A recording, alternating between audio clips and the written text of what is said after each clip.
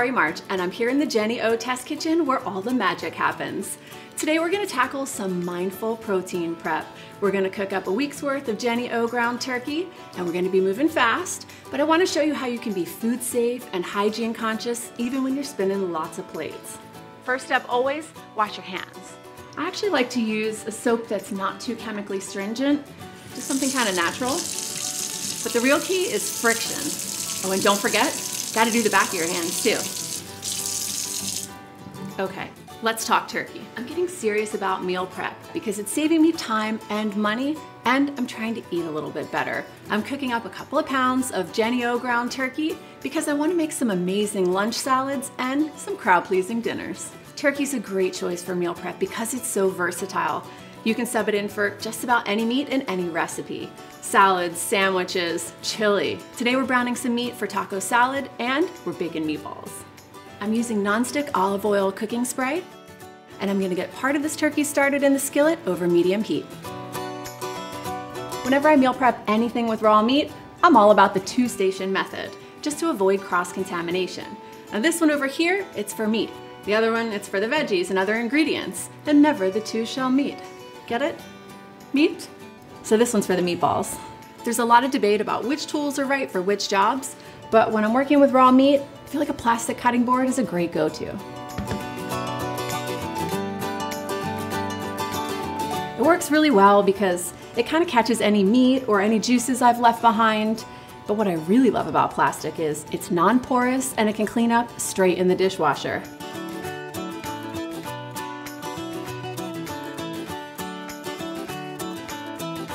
This one's fairly new. It doesn't really have any knife grooves in it, which is great because that's where bacteria hides. Next, a repeat on that thorough washing of hands before I move on to the veggie station. Let's get the meatballs in the oven. Now this is the smart cook's way to make meatballs because they cook all the way through and you're not stuck at the cooktop. Now moving on to a bamboo cutting board for the fresh veggies. I really like bamboo for this because it's not very porous. It's got a really fine grain, which is good. You can also use maple for this. Actually, maple's antimicrobial, so it's a great choice for a cutting board too. Bamboo's sustainable, I really like that. When it comes time for cleanup, you can actually put a glass or a plastic cutting board straight into the dishwasher, and you should after every time you use it. Then, I like to hit all the surfaces with hot soapy water.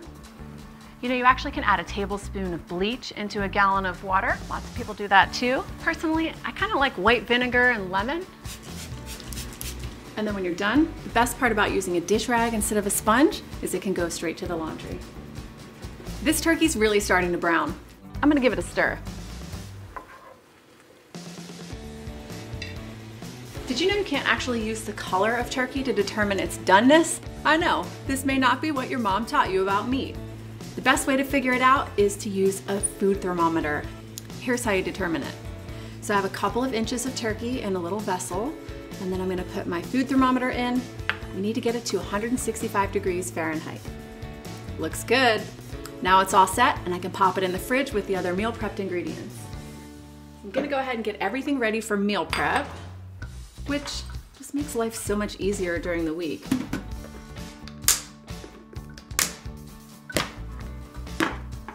Off to the fridge. Time to check on the meatballs. Oh, these smell so good. And I would like to think that they're done, but I'm gonna check for real. More hot soapy water for this thermometer. Okay. All right. Now remember, I need it to hit 165 degrees Fahrenheit to make sure they're all the way done. All right, looks done. I'm gonna go ahead and put these in the freezer because they are my meal prep salvation for later in the week.